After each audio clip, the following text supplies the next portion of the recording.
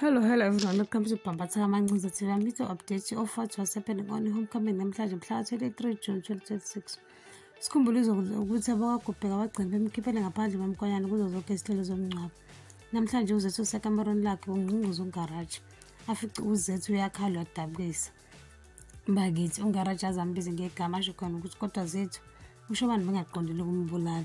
Lapho uyazikhalela uzethu ngathi akayizwa kwayile nto ekhulunywa ungaraji. Vela ungaraji awuthi ngikushiye sisi ngoba uyabonakala nje ukuthi ayikho lento engiyikhuluma nayo. Ushobani udunyelwa ikhanda nje bakithi uma wakhe afika athi uyayibona lento yenza angiyithandi. Wathi awukwazi ukubukeka njengomuntu osehlulekile wathi nje mntanami ngeke.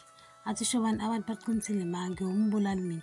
Athi make ini wathi nje ungaphindi usho lawo magama washo.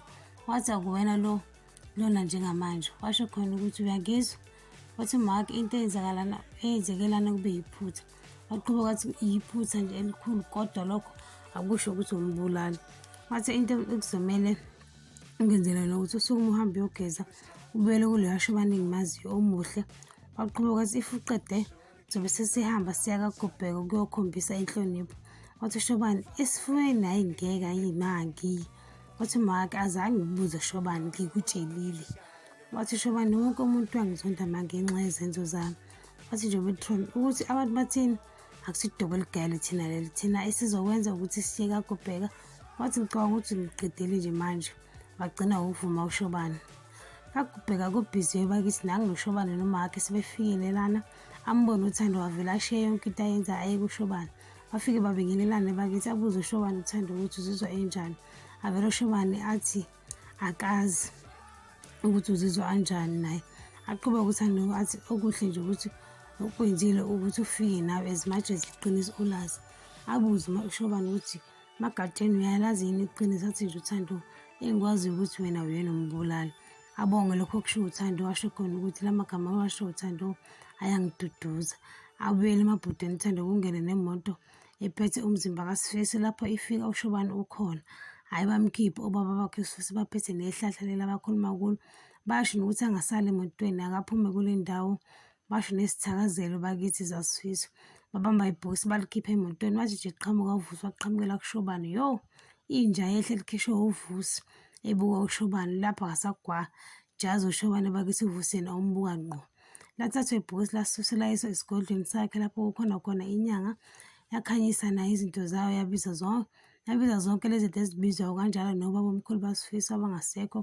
yababiza yasho nesithakalezo zabo kaGobheka yasho inyanga ukuthi nathi indodana iniselelo ngomqolo kodwa isikhathi sabe singakafiki wathi kukhona owenze lento ebuhlungu kuyena yasho khona ukuthi indodana yeni kube iyona ehambe ithungatha impi kodwa ekubeni kwaziwa ukuthi kwangiyena umuntu othanda impi ebese inyanga itshela ubaba omncane kaSifesi ukuthi uma indodana yini awukutholile nezokuthula babuza ukuthi kusho ukuthini lokho yathi nje inyanga nizobona ukuthi nenza njani uqonde kuhle umntwana kaShwabi ulethela uMangcubo ukudla ekamerweni kube ukuthi uMangcubo akamfici ngoba nakhe ethatha ishawa ebese ibuka izingubo zaMangcubo eqede esondele kuzo and uphethe ngisho imbala agibela alale ngecala embhedeni anuke izimpahla zaMangcubo isize yaqaqa neshethi lesikole ngaphambili uma iqhamuka uMangcubo ethi nhla avela ashokeka angathi naye ukuthi athini uzethu uyagqoka ulungisela ukuya emngcwabeni kaSifesi kube khona ongqungquzayo avela athi ngaraji ngiyeza iphinde iqhubeke inokathi ngaraji ngithe ngiyeza bakithi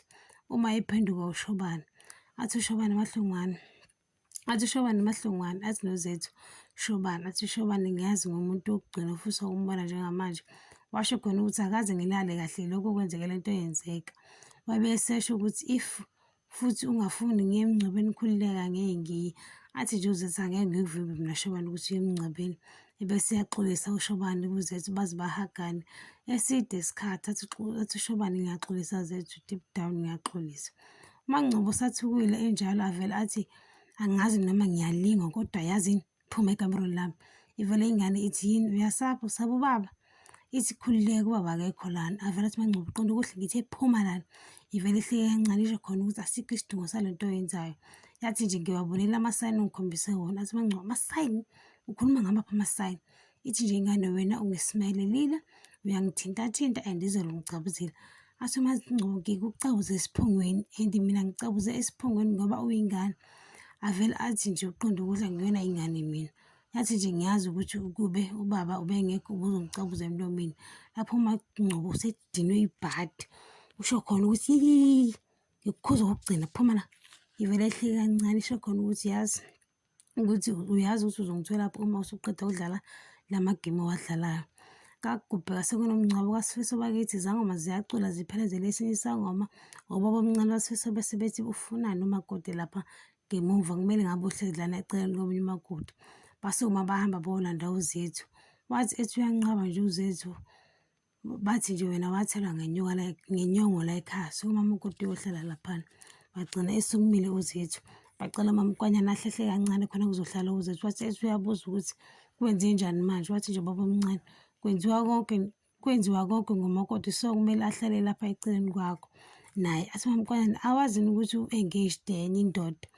Wangayizwa leyo baba omncane, wahlalisa phansi uZethu, waqhubeka umngcwabo bakithi. Kuyaculwa khona lapho uMamKwanyana nje yena lokhu ejikijela uZethu ngelinye ihlo.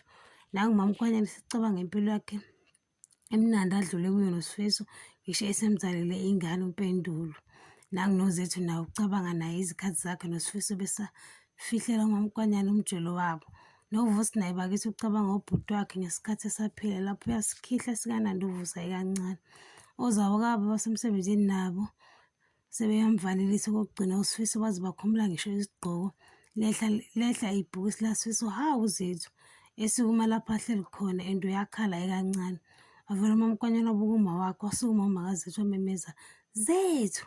Lapho uZethu akezwa uyakhala, wamemeza ngaraji ngoba esefuna ukuthi abambe uZethu. uZethu useze wabamba amadlelo ahlaza.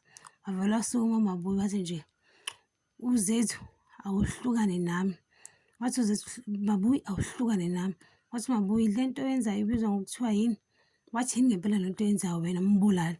Washo khona ukuthi ubulala umnyeni wami manje usufuna ukubukwa lana. Lapho uyazikhalela uZethu usho khona ukuthi uSifiso bengimthanda. Athi nje uMamKwanyana, ukumthanda kanjani ekubeni wahamba umshiya wayegoli lapho abantu sebethekile ukuthi kwenzakalani. Wathi nje uMamKwanyana, nobhilize imishado yabantu eGoli, manje uzobhiliza eminye lana. Nangu noMamKwanyana uyamemeza, noma uMamKwanyana uyamemeza usho khona ukuthi Mabuyi ngiyakukhuza. Athi nje uZethu, wena unombono ukuthi uSifiso bengithanda ukudlula wena. Wathi uMamKwanyana, yini nje abekuthanda yona Zethu ngoba ubethanda lento engaphansi kwamathanga akho. Awu bakhoza bababaza ibhadi abantu. Wathi nje bekuthandela ukuthi alale nawe evelini emsebenzi. Athi nje wena, athi Mabuyi, wena ushibhe kabi. Wathi uZethu, kodwa uSifiso wakushiya Mabuyi ngoba ungamnelisi. Wavela uMabuyi waqhumisa impama khona lapho. Wathi uyangidelela wena. Lapho sebeyalwa khona lana, babanjwa yonke umuntu, sekugcwele emngcwatshweni, kuyakhuzwa uMamKwanyana noZethu bayathukana. Ngiyibamba lana, ungakhohlwa ucindezela i-notification bell, no-subscribe, namusho umbono wakho. Bayo.